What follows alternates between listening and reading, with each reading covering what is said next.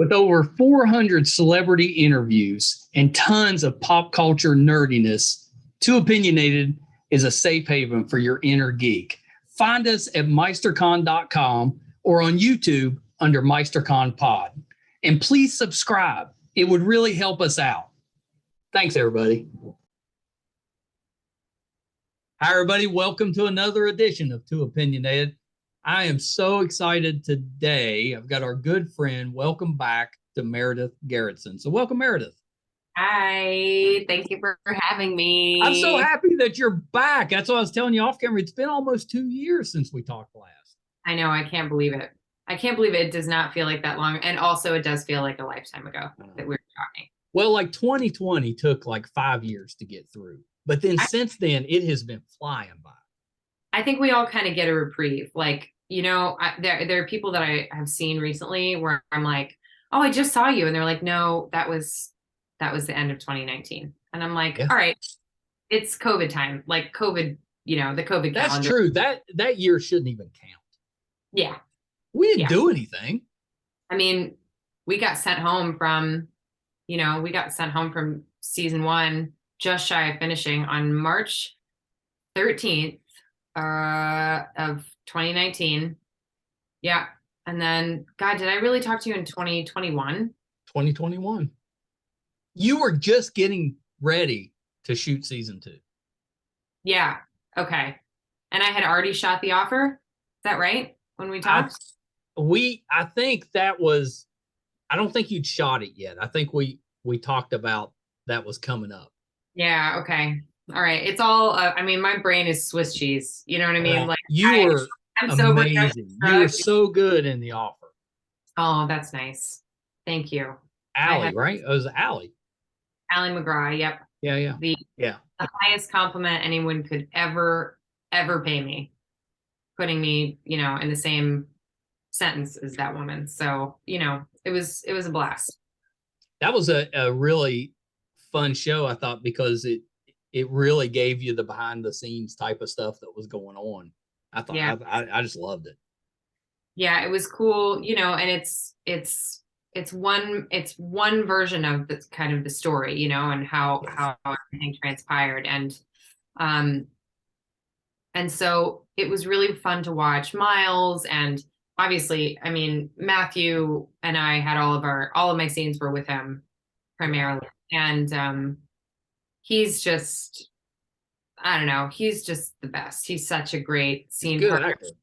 He's a wonderful actor. He's so playful. He's so in the moment. And we had instant, you know, rapport, and we had a great time doing it. So it was, you know, I was this one little slice of a very big story and told from a very particular perspective. Yeah. And so I really enjoyed the little slice of the world that I occupied. And, you know, I got to be around people who I really esteem, like Juno Temple, who I just adore. So, I mean, embarrassing, like, girl crush, embarrassing crush on her. You know, it was totally just dorked out when I was like, you know, anywhere near her. But yeah, and there's so many great actors on that. Many. It was an amazing cast. Insane. It was an incredible project. We watched it for you. Oh, yeah. Well. Not that you don't like the other actors. They were terrific, but you were the reason we watched it. Well, it was, you know, I hope you didn't just watch for me, because, you know, I'm in there and it's like 7 out of 10 or whatever, but that's a long time to wait. No, you know that's why we watched it originally. Now, admittedly, we got caught up in it pretty quickly, so we'd watch it. But the initial watch was because you were in. Wow, that's really nice. It was. Is it? I can't tell. Is it? No, it's nice. It's nice. You know, it's hard for me to receive, like, around. No, you were like that the last time we talked. I know. It's a thing. Look, I just got out of therapy. I was just talking to my therapist about it. It's very hard for me to receive love. You know, it's very hard for me. I think a lot of actors feel this way, which is like, you know, imposter syndrome is so real. Yeah. It doesn't matter what good is happening to you. It doesn't matter how many good things happen or whatever. Like, there's a tiny part, or at least of my brain, that's like, well, you backed into that one, or, you tripped over that one, or, well, that's just because you're persistent. You're like a dog with a bone. It's not because, you really earned it or what. It's just, that kind of self-talk is like, so, I know always that self-talk. I've been there. Yeah. Not the healthiest, and I'm working on it. But I don't want to, I want to give it, space. Are you like doing the daily affirmations in front of a mirror? Well, here's how I'm working on it is I think like, anything that you disown wreaks havoc, right? So I think pressing down on any of those thoughts and being like, it's not going to help to either feed it or ignore it. So I'm just working on acceptance. I don't want to masquerade as anything, like I don't want to pretend to be someone who's impervious to fear or, or shame or self-loathing or any of that stuff. I also don't want to feed that, and I don't want to make it my whole personality either. So I'm working on finding balance of like recognizing and calling out when it's like very hard for me to receive. I'm like, okay, like currently you're experiencing a moment where it's difficult for you to receive that a person is saying something nice about you or your work. But luckily I've got a lot of, patient, loving people in my life. Keep saying nice things. Well, I think it's great that you're working on yourself. That's great. I am. I'm in therapy, which I feel like is essential. And, I'm sober, which is really important to me. And I've been sober off and on since like, I don't know, 2014. But like for a while, it would be like once every year, I'd forget that like me and booze don't mix. And I'd be like, well, so what happens if like, are you an angry drinker or, what happens when you drink? Well, like back in the day when I was like in my early 20s and I was talk about disown things wreaking havoc. I, like the person who would come out when I was drinking was like, every now and then would like bang her head on the side of a subway car. You know what I mean? Like just a little rowdy, but, more, it's just like, it doesn't make me feel good. And like, I come from, there's addiction in my family and like, it's not a thing. And I've known that. And like, and still something you got to be careful with. I get that. Yeah. And I had to go through the phase where I went towards that, when I was like in my early 20s, and now, which is the time to go through that. It is. I'm happy to be in my 30s, like, and be out of my 20s now because but I wouldn't take it back. Like, I wouldn't take it back because it's all so like, it's all such important. You got to kind of make a mess. So I made a lot of mess with booze. And like, then the more, the closer to my 30s I got, the more I started being like, I don't do so well with alcohol, eh? Mm-hmm. I don't know where the A is because I've been in Canada a long time, but so forgive me. But like, I was like, I don't really do well with this. And then I'd stop for a long time and forget like a goldfish and be like, a glass of wine. Then when you're banging your head into the subway, you're like, oh yeah. Now that I'm in my 30s, it's like, I just wake up, like I'll have like a glass of wine. And then the next night I'll have like 2 glasses of wine. And like 2 weeks later, and I wake up and I'm like, I'm sad. And it's coming from like, where are all these wine bottles coming from? I'm like, I didn't feel sad and angry. And then I'm like, and I wake up and I'm like, oh my God, like, like, why does this keep happening? So then So I've tried to just kind of be soft about that, but now I'm at a place where I really feel like the string has been cut. And good for you. Yeah, it's wonderful. See, I'm just very like I'm pretty mellow anyway, but when I drink, I'm like mellow. Really? And happy. I'm just so happy. And there are people like that. My partner's like that. He can have a cocktail and he just gets a big grin on his face and he's like, that's me. then he gets sleepy. And I'm not like that. I just like, whatever that little, I'm a tender bird and I'm a sensitive little creature and was born with this little Well, ache. like, once you start drinking, can you turn it off? Like I know, like when I've had enough, I know I need to stop No, because I'm going no, to I'm an addict. I'm Yeah, an see, addict. that's where it gets kind of Yeah. scary. If you drink a little bit and then you're like more and more and more because you don't have a stop, that can Yeah. get No, it's like, and I'm the kind of worst kind of addict, which is I'm a high functioning addict. I have been very active in Al-Anon, and I, and it's something interesting is like, this concept that is, talked a lot about in 12-step programs, and which is like, rock bottoms can be transformative places, right? right. And Yeah, but if you're high functioning, sometimes it's hard because you might not ever really hit what feels like that's a right. really clear rock bottom. Right. And then you don't know what you're crawling back from. You don't know to start crawling out, So I think Yeah. for me, it's I had to learn this really slow. I had to learn this without ever truly throwing a Molotov cocktail into my life. I had to learn it just by like feeling really crappy or being, just unsettled or, I struggled with eating disorders like most of my adult life, Yeah. I'm Those can anorexic, be brutal. brutal, and all under the same umbrella of like, you know, um, the same way of trying to control your environment, Yeah. with other things. So it's been, thus the therapy, and it's been, and meditation and exercise I and love how open you are with everything that you're working on. I think all of us could take something from that. Just talk about it. It's not a stigma unless you make it. no, it's not. And the thing is like, there's no human being you meet who isn't, Yeah. on some level in some version of pain and working on that or not working on that or ignoring that or whatever. And this is just, I don't know, the more life I take in, like the more I'm like, I don't have the energy to wear a mask. I just want to be Yeah.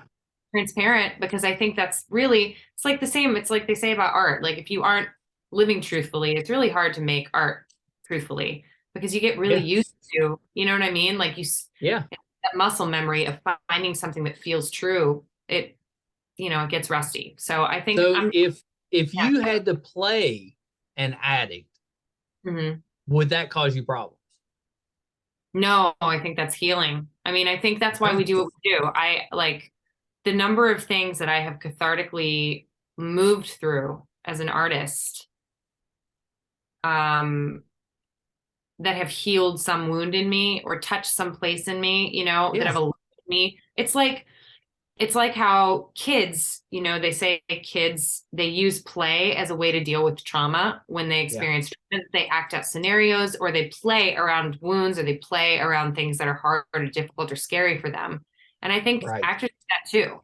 I think it's an incredible gift to be given the opportunity to play someone who is struggling with something that might be terrifying for you in real life. It's a safe space to go through a cathartic experience and hopefully, and which is why it takes an insane amount of courage to do that kind of work. Yeah. Um, Yeah, for sure. yeah, I don't know.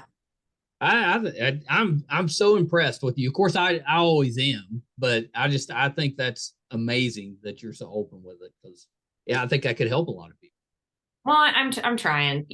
That thing when you're like not, I don't know.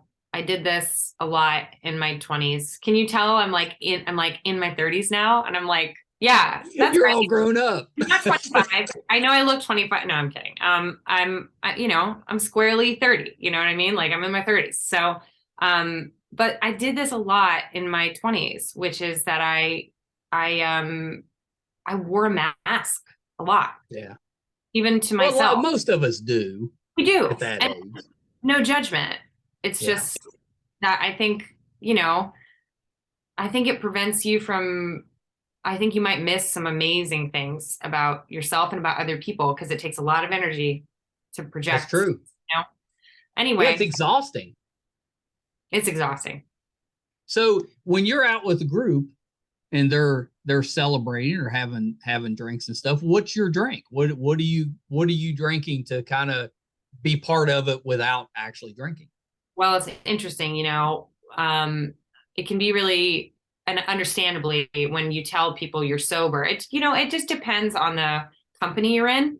Yeah. Because if it's people who I'm with and I trust and, I don't need to whatever, and I know that if it's people I'm intimate with, then I Yeah. just, say, I just say I'll, I order one of those giant bougie overpriced bottles of sparkling water with lime. You know what I mean? That's what I do. I was But going to suggest maybe a Diet Coke. well, I can't drink that. And you know why? Yeah, I do. You know why? It's full of phenylalanine, and I believe at body temperature at 98 degrees, phenylalanine becomes formaldehyde. And It so it does. is, yeah. Yeah, So you don't want to drink that. I can't. But you know what? My mom loved a Diet Coke when we were younger, and I went through a little phase as a teenager where I was drinking Diet Coke, and I can still remember the taste, and it was not It's bad. it's the bubbles for me. I know, and that's why I drink sparkling water like a Well, me fiend. too. That's exactly why I drink sparkling water. Because if I didn't, I would drink way too much Diet Coke. Yeah. Instead of one every couple of days, it might be a 2 liter a day or something, something stupid. Sparkling water has changed the game. And like to your question, sometimes I'll just order like, um, you know, sparkling water up at the bar. But I don't go to bars anymore. Like I don't. No, If I they're don't either. or loud, like I don't want to be there anyway. You know what I mean? And No. if I'm at a restaurant, they're so good now about NA cocktails, like non-alcoholic cocktails, Yes. and they're getting mixologists are getting. They have all of this non-alcoholic because the juniper berry Yeah. really is a good flavor. It's really strong. Yeah. Yeah, it's true. You've got a lot more options. You could totally drink without drinking. I mean, there's non-alcoholic gluten-free beer that's like so good. It's just basically sparkling water with hops in it. And Danny and I, my partner, we just down that Well, stuff. I can't do the gluten, so that might be an option for me. It's so good. I will text you I can't remember the company it is that makes it, but it's some beer company that you would know. Oh yeah, you got to text that to me. Yeah. Text that. I think I told you last time you were here, the reason I'm addicted to Diet Coke, I totally blame my ex-wife, who's just a wonderful woman. But in this case, it was totally her fault. Okay. Because we were poor and I drank Coke and she drank Diet Coke and we couldn't afford two different kinds. Oh my God. So, and you selflessly became addicted to Diet Coke. Diet Coke to pool your resources. That's right. That was, 35 years ago. Here I am. Who doesn't respect that? If you got to go down on a Diet Coke addiction, that is the most just selfless. I think that's the moral of the story is I'm kind of a hero. The moral of the story seems to be no good deed goes unpunished. Okay. Yes. Fair. Yeah. I think you're right. That is the. I mean, whatever, we've all got our vices. That's it's not the worst one to have. No, you're right. Everybody has something that they're dealing with. And you'd think just as a society, we would do a better job understanding that people struggle with certain things. But we don't. No, we don't. It's so interesting living in Vancouver because I'm up here for work. We're doing season 3 of Resin Alien right now. Yeah. And something really interesting about Canada is that they have decriminalized drug use, right? And so, and more than that, they have, they started with having safe needle programs here, right? Which they have in the US as well. But now they've done this thing because so many people were dying on the streets of fentanyl. overdose because everything was Yeah. laced. We have that like really bad here in West Virginia with fentanyl. Yeah. I mean, it's rampant. It's so awful and rampant. And Canada is trying to deal with that by they have a new program where users can go in the morning and they get a safe, non-lethal dose of drugs, of opiates, fentanyl or whatever it is. And then they're given a dose for the evening to take home with them. And the hope, I know. And the hope is that that these people who are human fucking beings, right? Who are, frankly, we are all one bad luck break away from being in the same exactly position. Right. Yeah. Like the hope is that they can hold down jobs, that they can get their dose, and that they can go lead as much of a normal life as they can. And it's really interesting because you see the drug use here on the streets so much. You see it, and it can be really, people come to visit and they're like, oh my God. And I'm like, yeah, but the thing is, I prefer this. Like, I think we need to see, because people are in pain, people are suffering, and sequestering or these people away, or, rounding them up and jailing them and inventing reasons to put them in prison and then re-releasing them onto the streets with more trauma, more bad experiences. You know what I mean? Like, it's not working. So I'm interested to see what happens with this, because I absolutely love that. I've said that forever. I mean, you would empty the prisons out if you would stop arresting drug addicts. I mean, don't even get me started on how we're just now beginning to, just the tiniest tip of the iceberg. We're trying to chip away at all of the damage we have done and all the incarcerations we've done to people for weed possession, or, all that stuff. I mean, it's like, it's amazing to me that we are spending so much time and money putting people in jail for drug use, which is only hurting themselves, basically.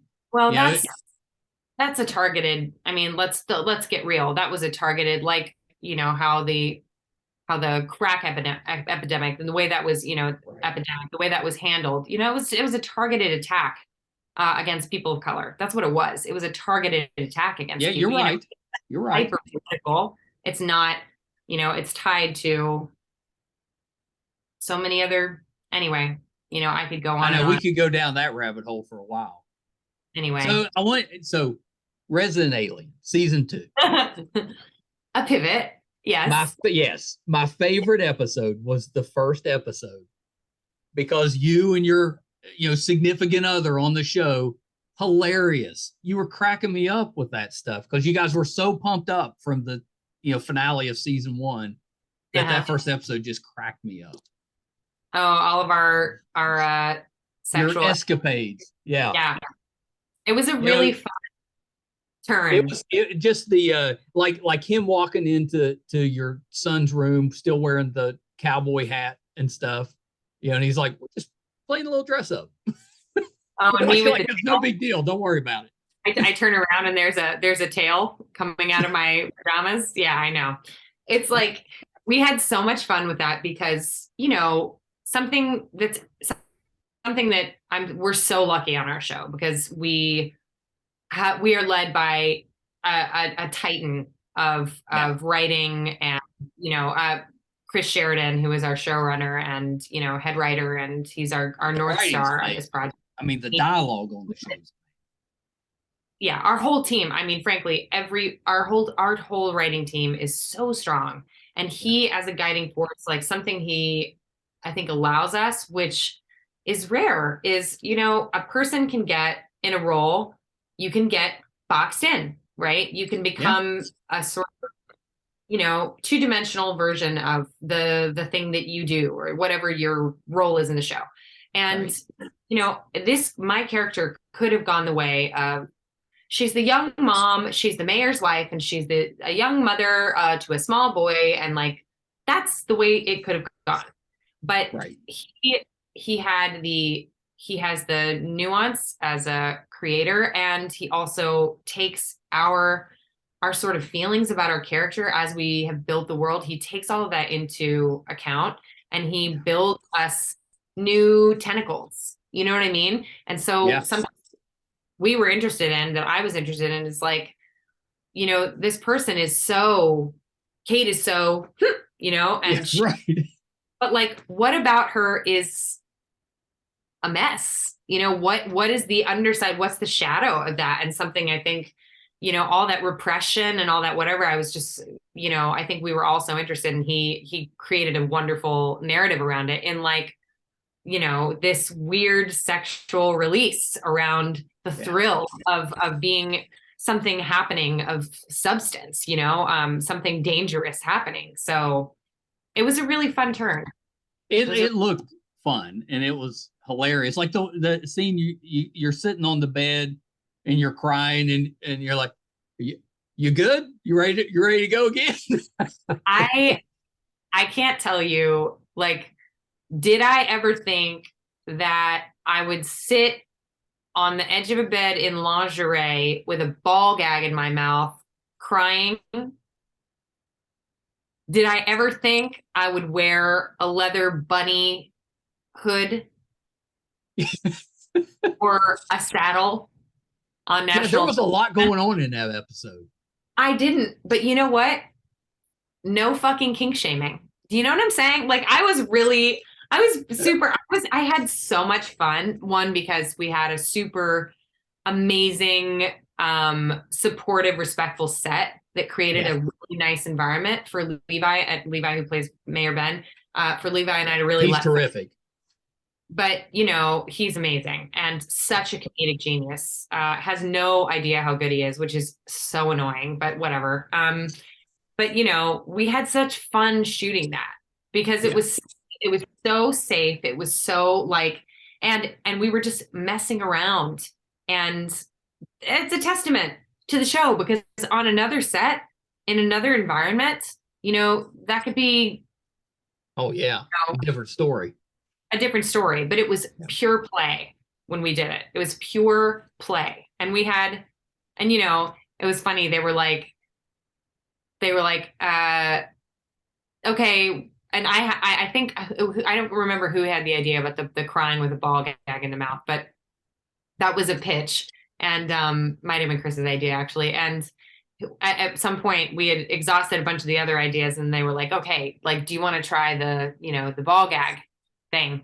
And I was like, yeah. And they were like, I mean, can you, like, do you need to be tear sticked or whatever? And I was like, oh, no, I'm like 2 degrees away from like a deep infinite well of sadness at all times. Like, I'm good, you know? And so I just sat there on the bed, and I mean, the reality is I was going through like a really hard time at the time. Like, my father, who has since passed, Sorry to hear that. It's, you know, it's an unbelievable, it's so crazy. Grief is so crazy.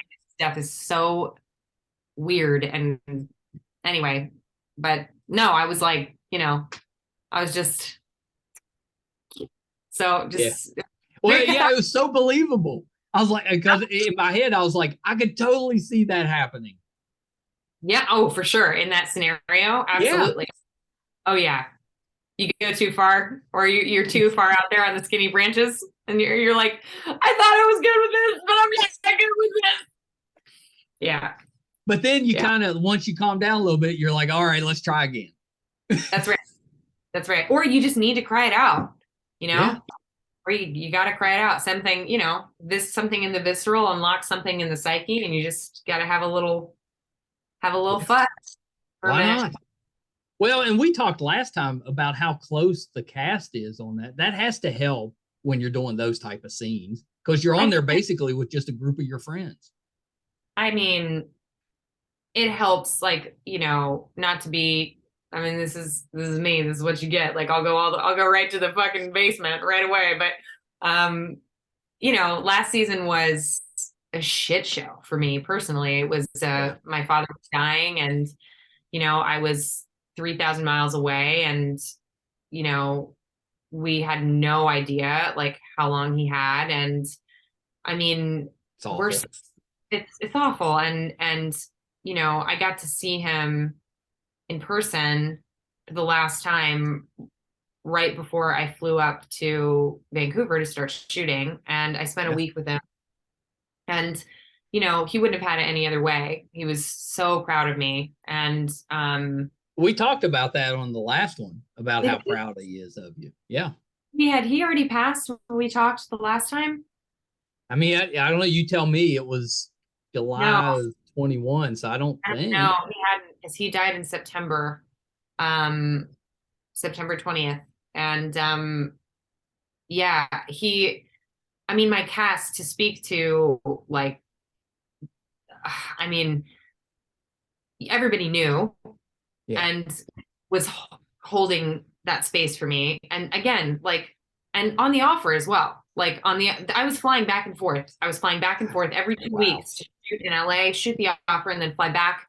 And was living here in Vancouver, and was in every episode of this. So it's like, I had a full-time job here, and then was flying to LA to shoot the offer, and it was such an intense time. And honestly, thank God for it, because if I had had you know, even a little extra time, I mean, I Yeah. really could have come down with the ship, but I was so lifted and in the work, and I was being so well supported. I mean, like the night before my father died, we were shooting the girls' night episode, Oh, of okay. the third episode. Yep. And, my best friend Sarah, and Alice, one of my best friends in the world, who's Yeah. on the show, and Brittany Lumshow, who's one of our producers and has become, like family to me. They're all, and Chris, and they're all, Levi, they're all around me, and they all know what's going on, and they're holding me up. And we were shooting this amazing scene on the street, the one where we're all walking down the street Oh, yeah. at night, and down the middle of the street, Yeah. and Judy Judy and Darcy are on rollerblades. And I mean, we just had such a wonderful night. And then I got a call at like 6 a.m, that he had Yeah. passed. And Alice was in my bed, with her body wrapped around me 5 minutes later. Um, Amazing. Sarah was, Chris and Sarah were, I mean, it's just like, I was so held. It's a testament to the kind of people that I work with. I mean, it was like they had me, they had my back. Like I flew home to be with my family like that day. And then I had to fly directly back to LA to work on the offer.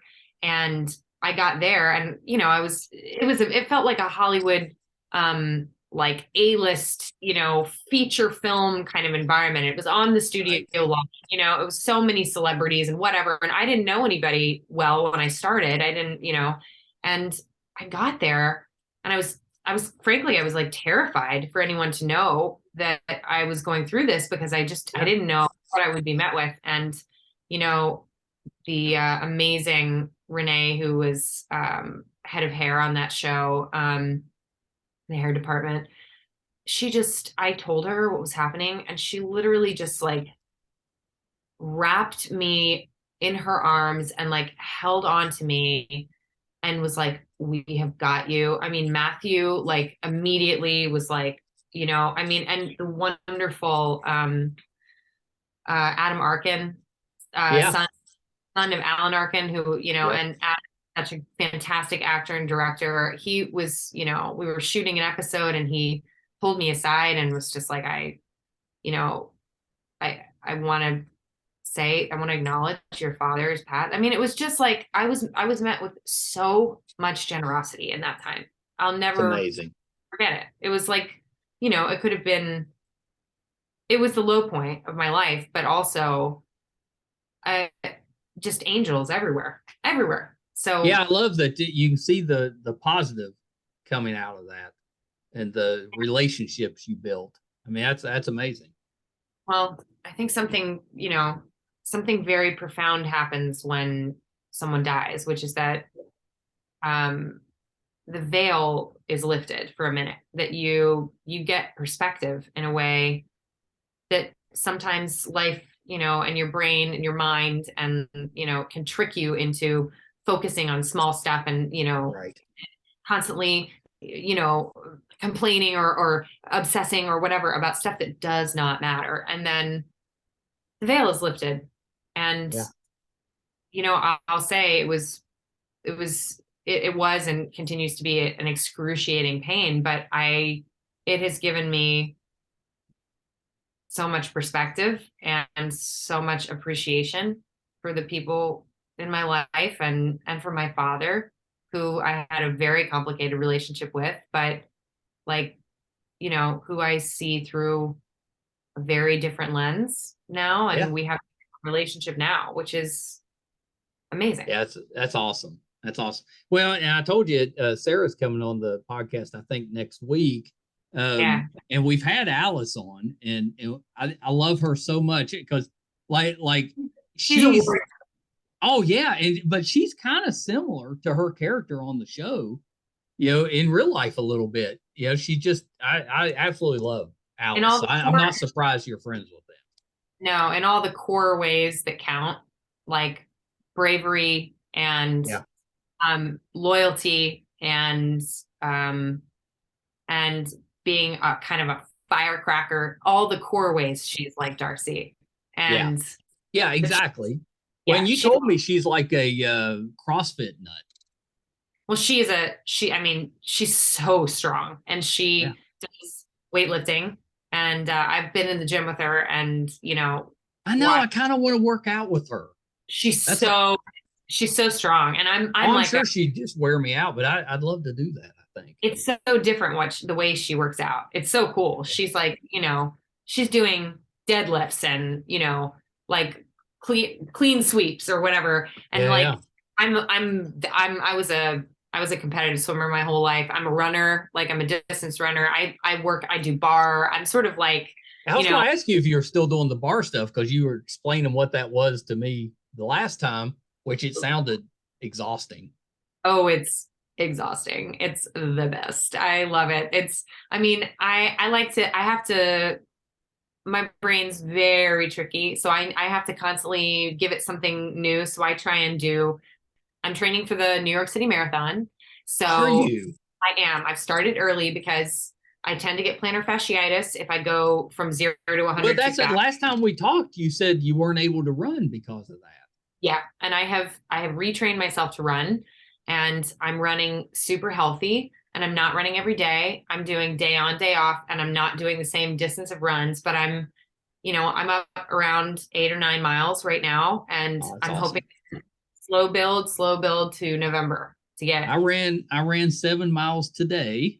You did? That's been, I've been doing 6 or 7 miles 3 or 4 times a week. That's just on treadmill, because I can't stand to run unless I'm watching something. So I'm on treadmill. Oh, that's, but it lasts about an hour. It's about an hour to run. There's nothing, the high, it's like the high is so potent. There's nothing better than that. I also love what an act of will it is. Like, I find myself still, after all these years of running, I've been running since I was a teenager from sports, from like cross training for other sports. Right. And it's like every time I'm like, oh, I don't want to run. I don't want to run. I don't want to go. I don't want to run. I don't want to do it. I don't want to go. I don't want to run. I'm not going. I don't want to run. And like this whole narrative is going in my head as I'm putting my socks on, as I'm putting my hat on, as I'm going in, and I make it out the door, and I'm still talking. Like, I don't want to run. I don't want to do this. And then somehow I wake up and I've done it. And I'm like, holy shit.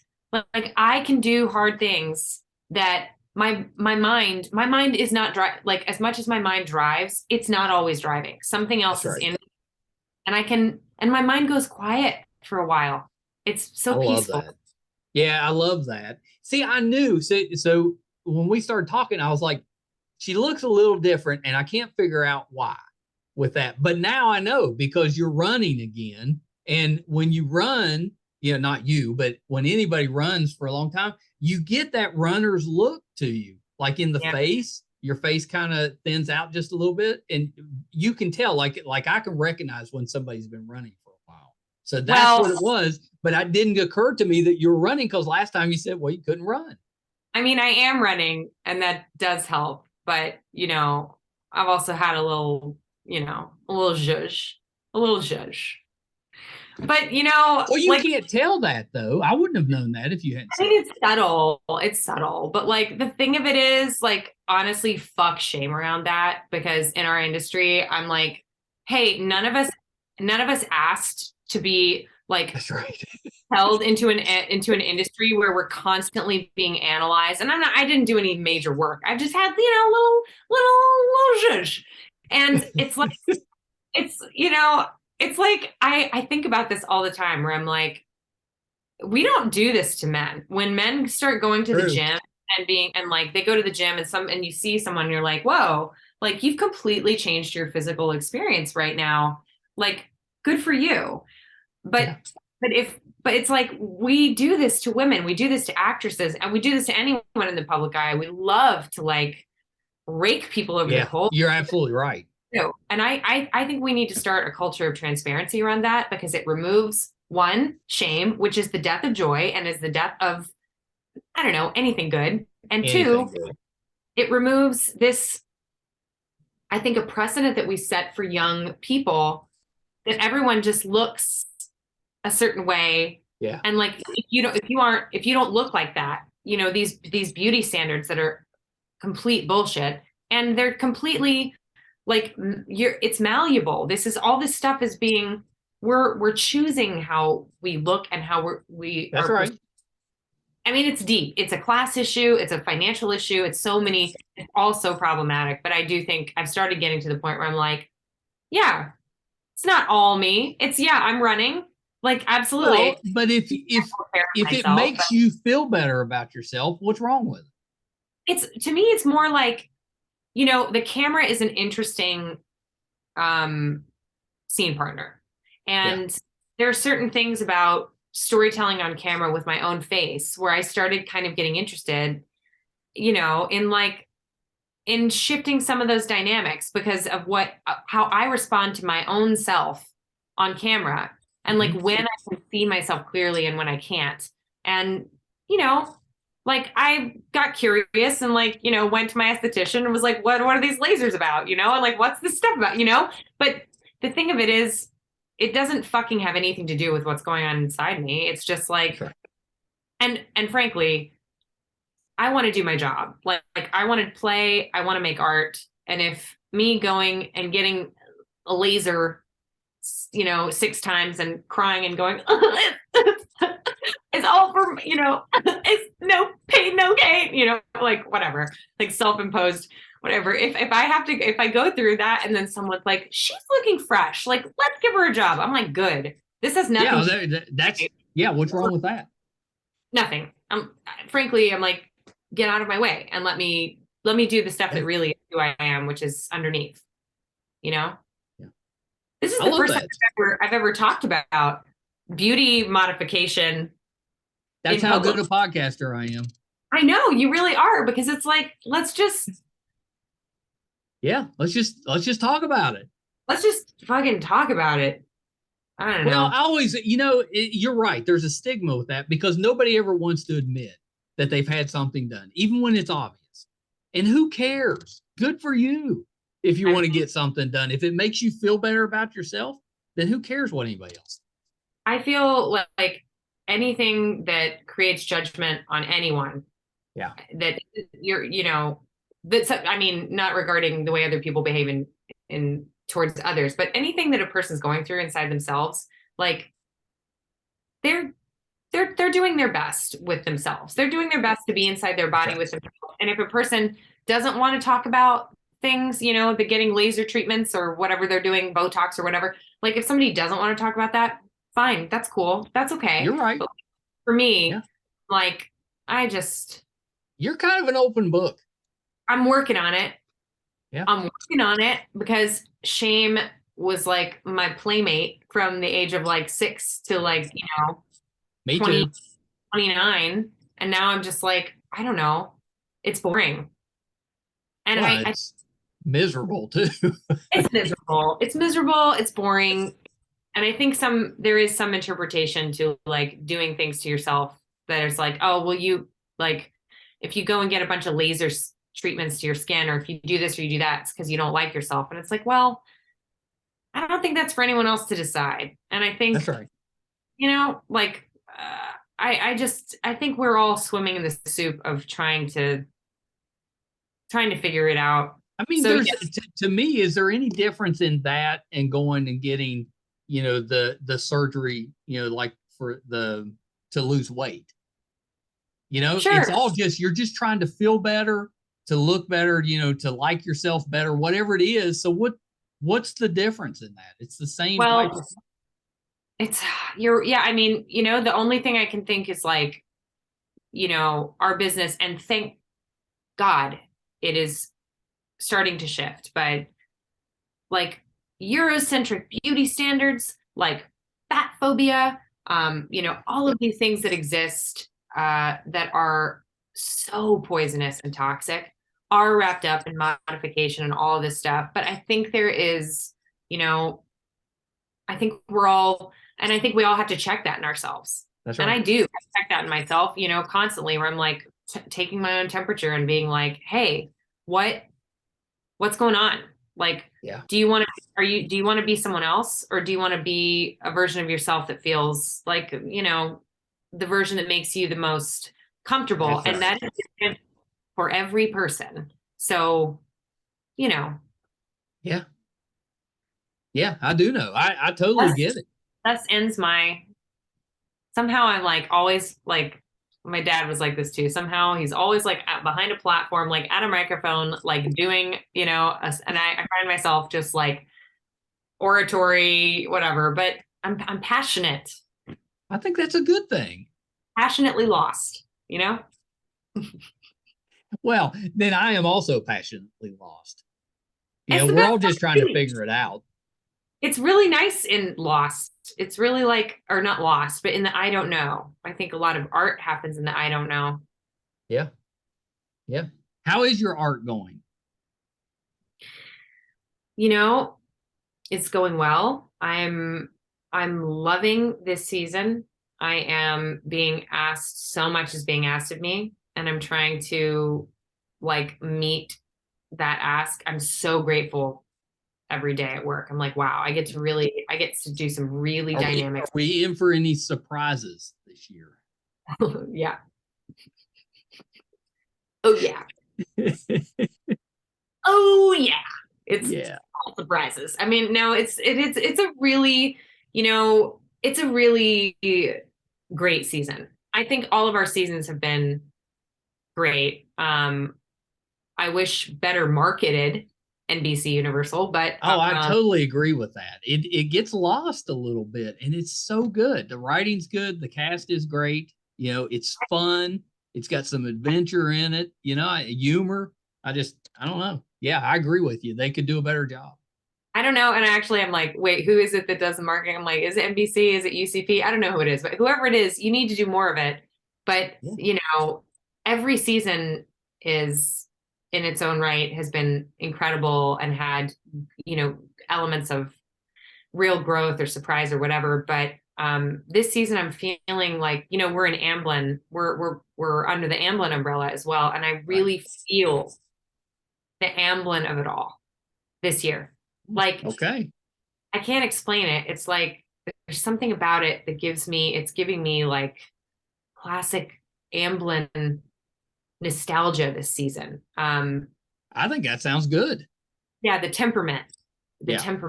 of the season. And I mean, everyone just is so good. Like everyone's so good, and they just keep growing. And they're giving us things to do that just feel right for the character, but we're just all kind of, Yeah. So Even the younger actors, really good on the show. I can't. I mean, I am the luckiest TV mom in the world. Um, Judah is like, he's such a great little actor. Yeah. He's such a good Really person. good.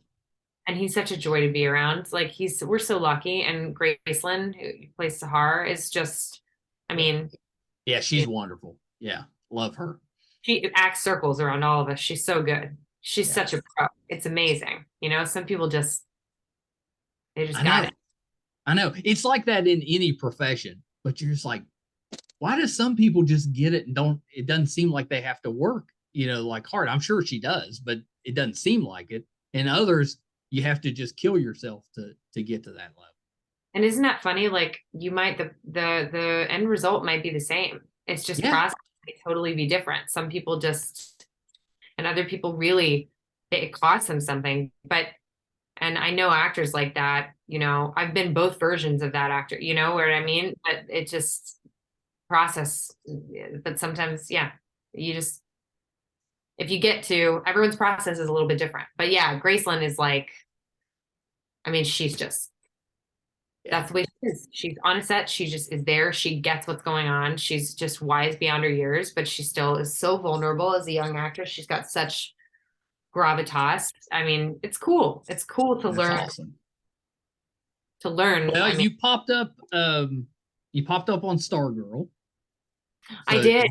I enjoyed that one. And then I don't normally watch the show, but my wife was watching New Amsterdam, and you showed up on there. You had that. Weren't you you were named after a state or something? Yeah, Tennessee. Tennessee. Yeah. I gotta say, guest starring on other shows is it's a real interesting thing because you come in and depending on the type of show, like on a procedural, sometimes like the episode can be about, you can have a lot to do because you come in and everyone is performing their sort of role in the world and you're coming in and being this thing they have to contend with.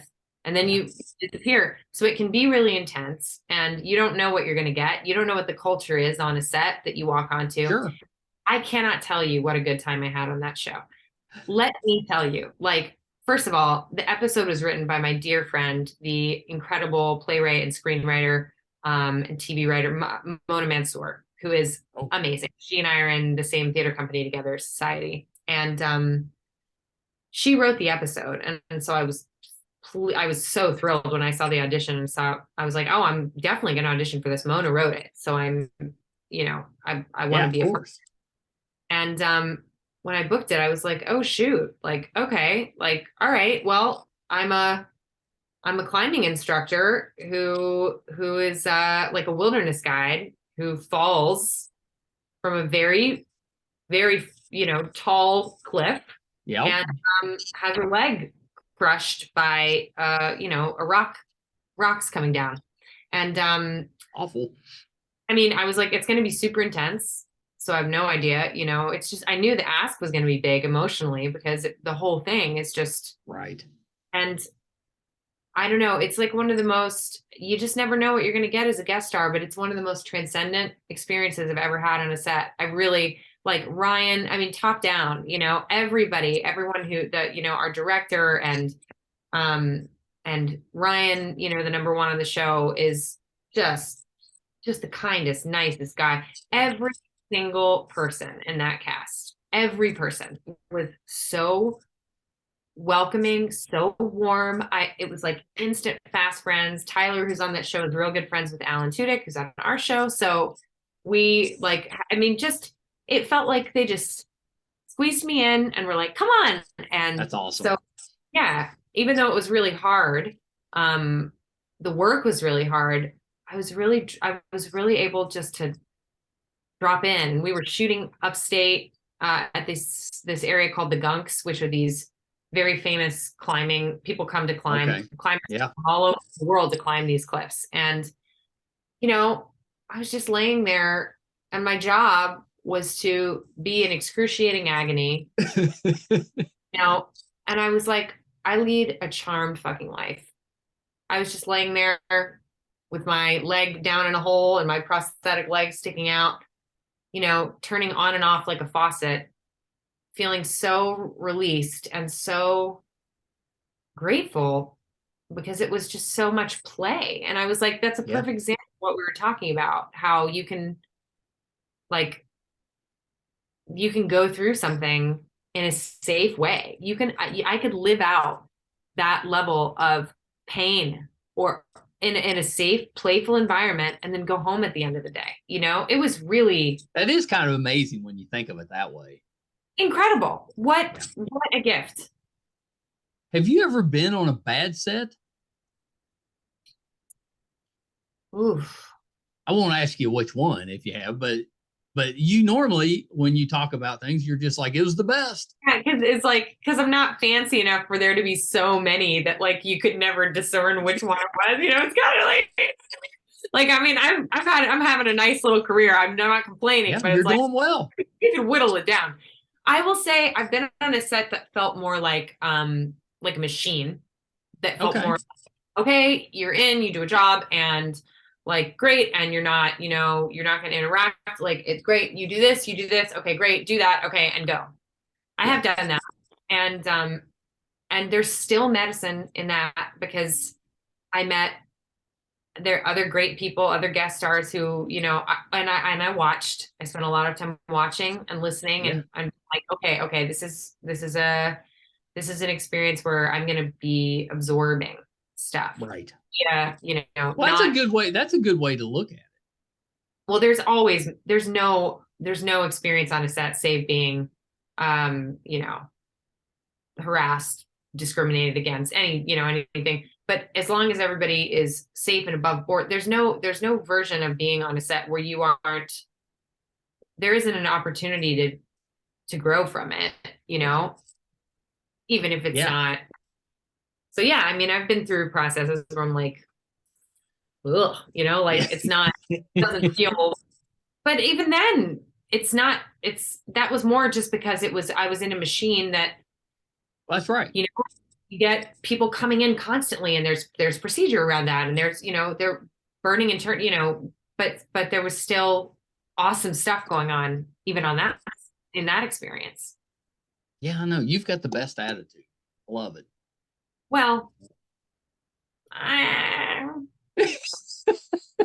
can't take positive feedback. I know. I keep forgetting. I'm sorry. That's not. What made you choose the New York Marathon?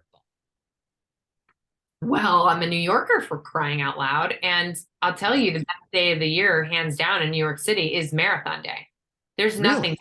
Oh, you've got to come. It's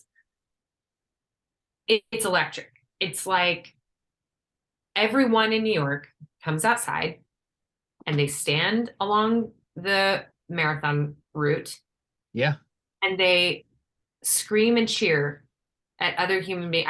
I'll start sobbing. I kind of want to run it with you. I think you should. I probably only get about, I think I'm pretty confident I could get halfway, but I don't know that I could finish. I'm telling you, I've seen people this year. Okay. This past year, I was home for the marathon, and, I mean, I just cry. I just go, I mean, that's pretty much 55% what I'm doing. But I like for the marathon, it's pure joy. It's like you go stand on the street, businesses have opened their doors, music is playing, people are standing on the street. It's the only time I don't mind drunk people, because they're like, they're happy drunk, like using all their energy to be like, you got this. They're like saying people's names. People spend all day just passing out waters and Gatorades. They stand on the thing with signs that say like, you can do it. I watched this year. I mean, I literally I collapsed. I was so moved by this. This woman saw her friends on the sidelines, and they started screaming her name. And she ran up to them, and she was crying. And she was like, I can't go on. I can't do it. I can't go on. And they were like, yes, you can. Yes, you can. You can do it. Like, we are here. We're with you. We're with you. You've got this. And she just was crying, but you could just see her surrendering to the idea that she was going to do it, and she kept going. I mean, I can't, that's amazing. I'm in I'd have been crying too. I'm in shambles. Yeah. Every year I'm like, the humanity, watching people do this thing, watching people just come around the corner and do this thing that is so hard and takes so much courage and costs so much, to know that people are doing that by the thousands. It just is like, oh, it has to be New York. It's just the culture around it in the city. I'm sold. Yeah, you've sold me. But now I'm definitely going to need some encouragement. You got it.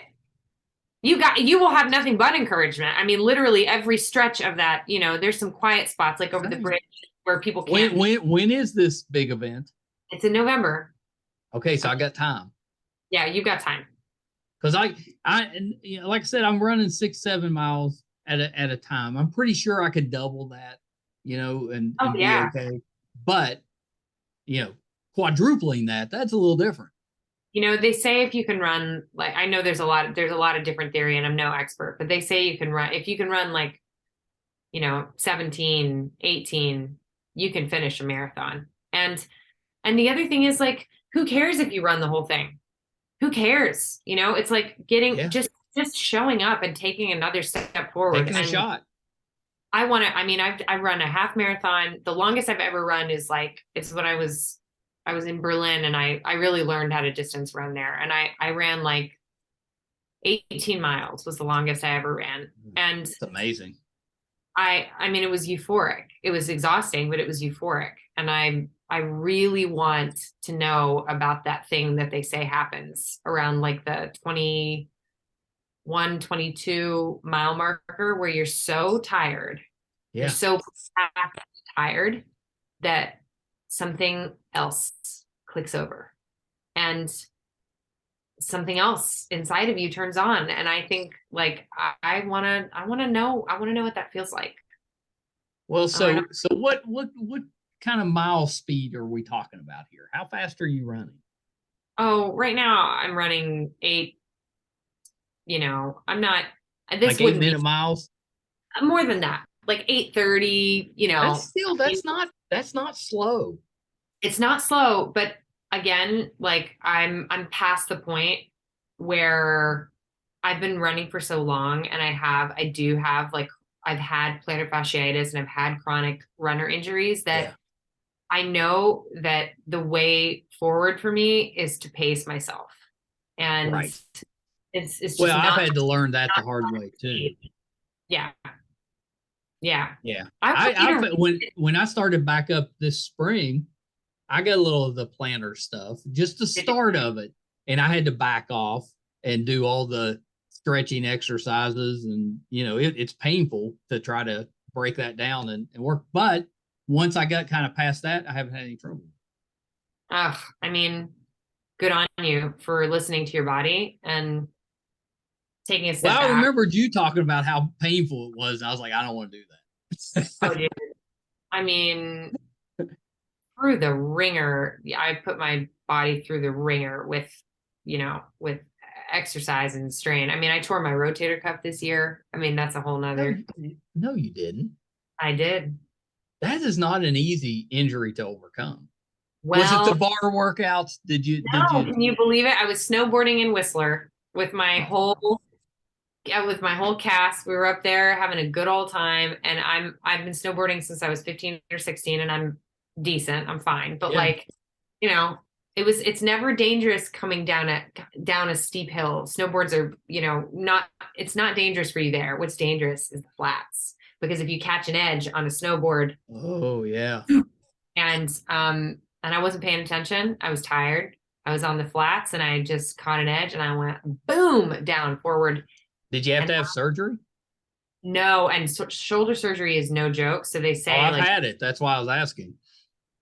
Everyone was like, don't do it unless, and I mean, I'm such like this is no badge of honor, but I so like suffer, I suffer in silence, that kind of shit, where like I got up, and my person on my show was with me, and they were like, oh my God, are you okay? And I was like, I'm like crying, but I'm like, yeah, I'm okay. And he's like, can you put your hands over your head? And I was like, I think so.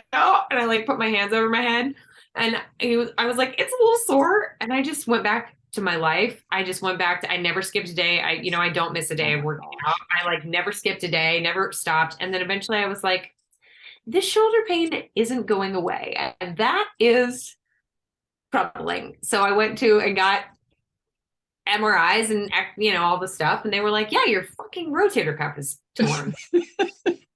So I was in PT for like 6 months, and it's better. It'll never be fully healed, but it's one of those things like you just strengthen all the other muscles around it. And that's right. And, yeah. So it holds it together. Well, I had a bad car accident 10 years ago now, but it jacked up my left shoulder and I had to have a plate and screws and all that put in. And it took a couple years to get back to where I could really use it again, but it doesn't bother me now. people say shoulder surgery is like one of the most intense ones you can get. Was it really bad for you after? It was bad. It took a long time before it felt normal.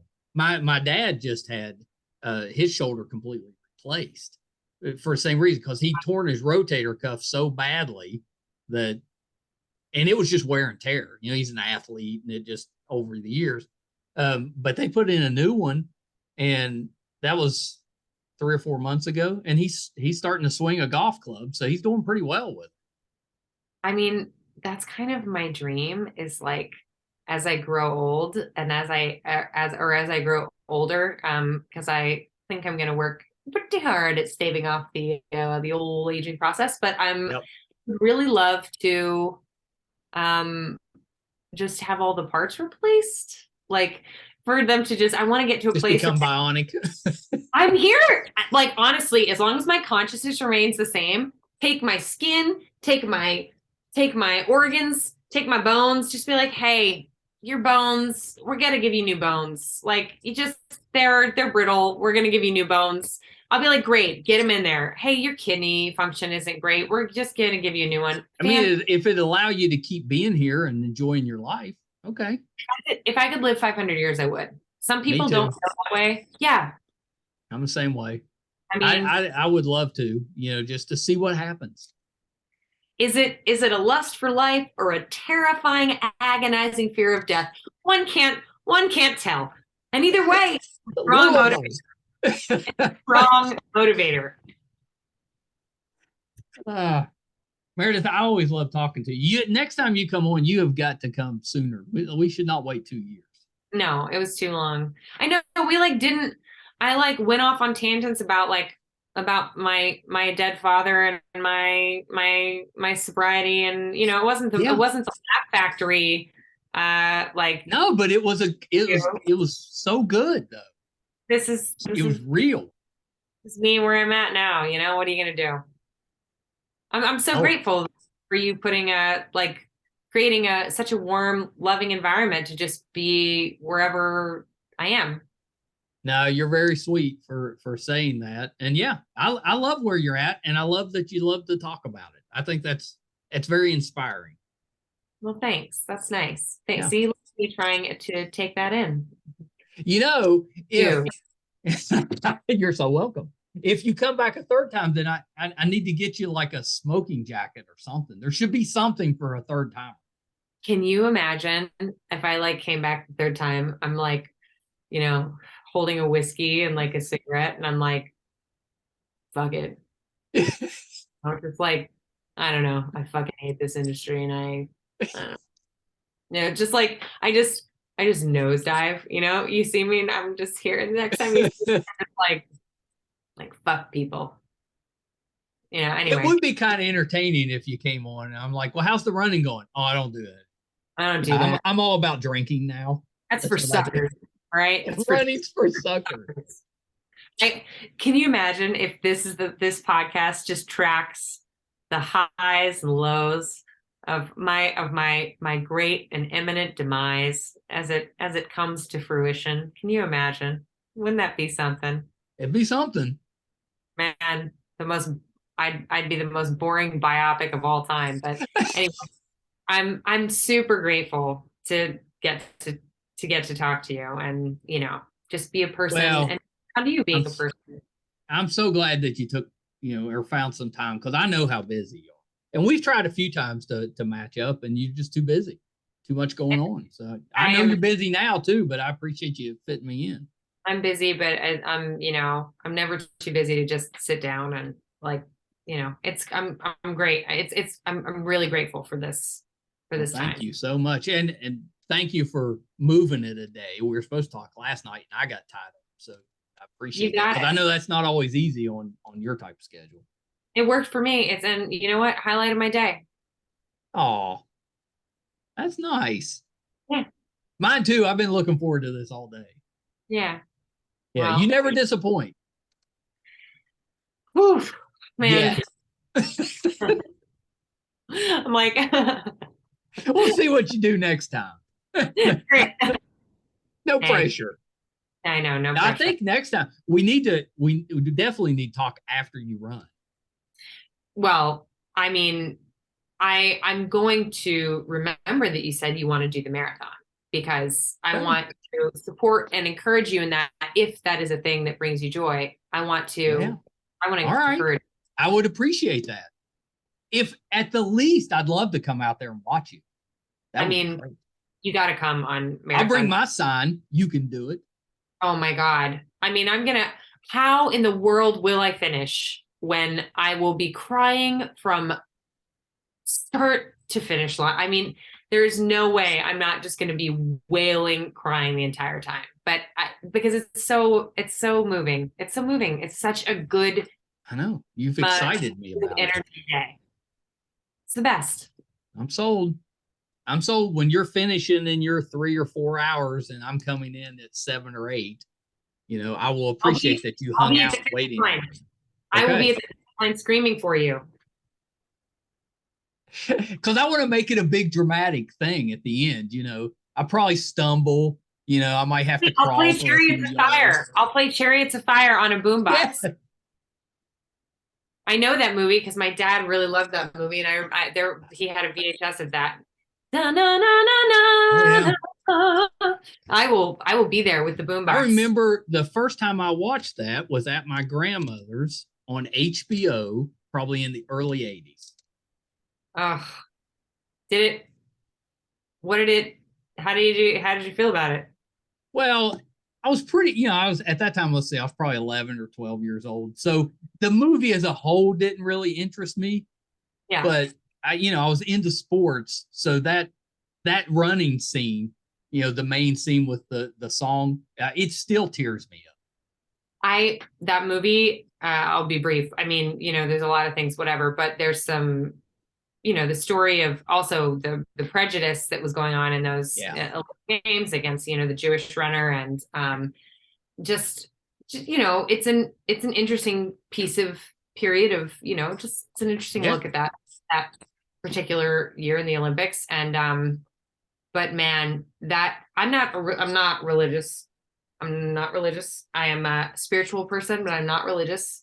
And not that I need to say it like that, but I'm just, trying to be religious, but I'm not. But the point is, when he makes that speech about how he feels like that God made him fast, made him to run and made him fast, and that when he runs, he feels God's pleasure.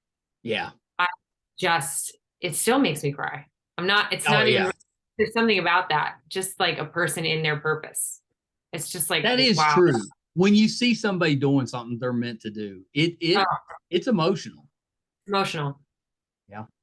Okay, so let's wrap up. You've been trying to leave this podcast for like 10 minutes. I only because I have sympathy for our watchers and listeners because they're like, you guys have been talking for 4 hours. We like you, but knock it I know. off. Like, They're because I would talk all night. Not that interesting. She's just, you're letting her go on and go on, and somebody needs to hit the cut button on this. Can you splice? Wait, oh yeah.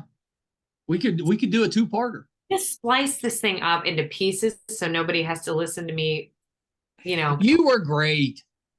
You were great. So okay, so let's wrap up like we normally do. Let's wrap up. Let's wrap up. Anything else that you're working on that we can keep an eye on or keep an eye out for, other than season 3 of Resident? Nothing I could talk about right now, and but I'm Are doing you the killer? Where? In whatever you can't talk about. Well, I was in Stargirl. That was really fun. That was. I'm not like I was a comic book villain. I'm like even just one episode, I'm a comic book villain. I was like, I love that. I did too. Well, I'm a comic book guy, so I was very excited. Love to be part of that universe, even for just one episode. I'm doing a lot of writing, and I'm writing with great writing partners, and I'm very excited about what we're working on. And well, if you need like a body or a guy just to lay around in the background, I'm your guy. I will remember you said that. Yeah, because I'll travel just to hang out in the back. Now look, I can't remember. You don't want to give me any lines. Look, careful, because I can't remember. I can't remember what I did last week. I can't remember a lot of my life, but stuff like this, steel trap. Okay, I'm ready. You just give me the call. I'm ready. You may regret doing it, but I'll be there. I regret nothing. Yet. I regret a couple things, but for the most part, regret. So anyway, right. Very dynamic now. Okay. All right. Oh, where can we find you on social media? Oh, well, I started a TikTok, but I'm really struggling to do. Are you dancing? I like to consume a TikTok, but like I'm really struggling. I made a get ready with me and I was like, what are you doing? Like, no, I just like, I couldn't take myself seriously. I haven't found my brand on TikTok. I am on TikTok, but I'm on Instagram for crying out loud. Are you dancing on TikTok? No, I'm not doing any dancing. Oh, okay. That's for like the kids. Like I love Gen Z and Gen A more than anything. I think they're freaking amazing. I think they're gender destroyers. I think they're class destroyers. I think they are coming for like old ideas and they are dismantling them. I think they're coming for, I think that they're so, anyway, but that is for the kids. Although if we did one together where we were trying to do the dances, that would be hilarious. I would be fine if I was the butt of that joke. Yeah. I'm fine. You wouldn't be, it would be me, but okay. I mean, I have a dance background, but trying to doing a dance, like doing like a, like I'm trying to take myself seriously is like, 12-year-olds can like do it 40 times better than me. Like I just, I haven't figured out what to do with TikTok yet. I'll find my way, but I'm on Instagram, Meredith Garretson on Instagram. And it's, it's a whole, it's a ride. Oh, it's a ride. You just, you'll just, it's cool. It's not, but I'm there. Yeah. I think your Instagram stuff's good. I try and keep it, I love to celebrate my friends on there. That's like my favorite is to like call out people who are doing in my life who are doing stuff. I love that. That is my favorite thing to do, to use social media for, or organizations that I'm really passionate about. It's Yogi's House is an organization I've been following and really involved in. What is that? They are a group of people, some friends of mine, and then people I don't know who basically are rescuing and pulling animals from the euthanasia list in Los Angeles and rehousing them, getting them training, getting them fostered and eventually adopted. And they're bearing the brunt of that financially themselves. They're like, if you want to foster, like we'll pay for that. Just agree to, take this animal in. And they're saving so many dogs. I love that. In LA right now. It's amazing. So yeah, good for you. I love that. In LA, they've got too many dogs and cats running the streets. They need somebody to save. They need, and the shelters, that euthanize animals, it's unbelievable. They're trying to do something to legally work on that. But in the meantime, organizations like Pups Without Borders, it's Yogi's House, they're doing amazing work.